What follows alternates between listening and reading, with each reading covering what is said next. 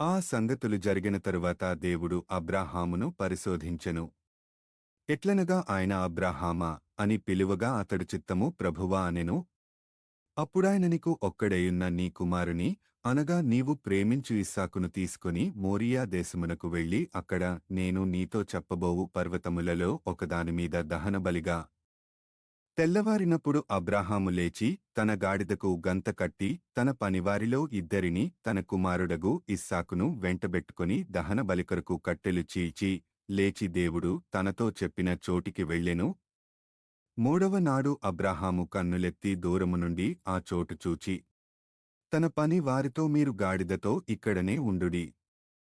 నేనును ఈ చిన్నవాడును అక్కడికి వెళ్ళి దేవునికి మ్రొక్కి మరల మీ యొద్దకు వచ్చెదమని చెప్పి దహనబలికి కట్టెలు తీసుకొని తన కుమారుడగు ఇస్సాకు మీద పెట్టి తన చేతితో నిప్పును కత్తిని పట్టుకొని పోయెను.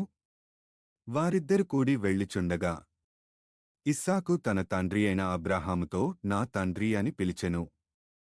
అందుకతడు ఏమి నా కుమారుడా అనెను. అప్పుడతడు నిప్పును కట్టెలును ఉన్నవిగాని దహనబలికి గొర్రెపిల్ల ఏది అని అడుగగా అబ్రాహాము నా కుమారుడా దేవుడే దహనబలికి గొర్రెపిల్లను చూచుకొనునని చెప్పెను. అలాగు వారిద్దరు కూడి వెళ్లి దేవుడు అతనితో చెప్పిన చోటికి వచ్చినప్పుడు అబ్రాహాము అక్కడ బలిపీఠమును కట్టి కట్టెలు చక్కగా పేర్చి తన కుమారుడగు ఇస్సాకును బంధించి ఆ పీఠము పైనున్న కట్టెల మీద ఉంచెను. అప్పుడు అబ్రాహాము తన కుమారుని వధించుటకు తన చెయ్యి చాపి కత్తి పట్టుకొనగా యెహోవా దూత పరలోకము నుండి అబ్రాహామా అబ్రాహామా అని అతని పిలిచెను. అందుకతడు చిత్తము ప్రభువా అనెను. అప్పుడు ఆయన ఆ చిన్నవానిమీద చెయ్యి వేయకుము, అతని నేమియు చేయకుము, నీకు ఒక్కడేయున్న నీ కుమారుని నాకియ్య వెనుతీయ లేదు గనుక నీవు దేవునికి భయపడువాడవని ఇందా.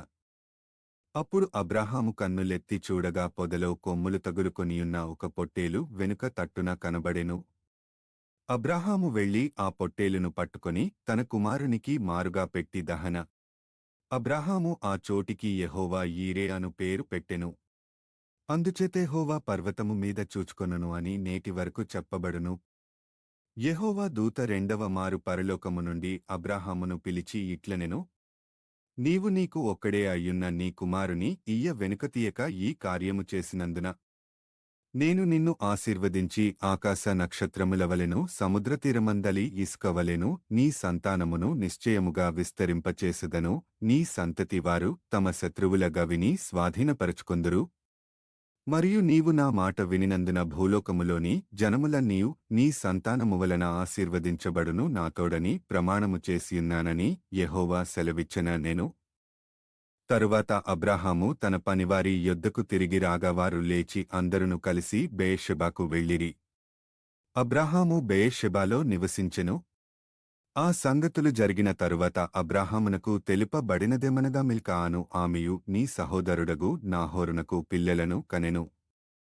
వారు ఎవరెవరనగా అతని జ్యేష్ఠకుమారుడైన ఊజు, ఇతని తమ్ముడైన బూజు, అరాము తండ్రి అయిన కెముయేలు, కెసెదు, హజో, షిల్దాషు, ఇద్లాపు, బెతుయేలు. బెతుయేలు రిబ్కాను కనెను. ఆ 8 మందిని మిల్కా అబ్రాహాము సహోదరుడగు నాహోరునకు కనెను. మరియు రయుమా అను అతని ఉపపత్ని తెబహును, గహమును తహషును మైకాను కనెను. ఆదికాండము 22వ అధ్యాయము.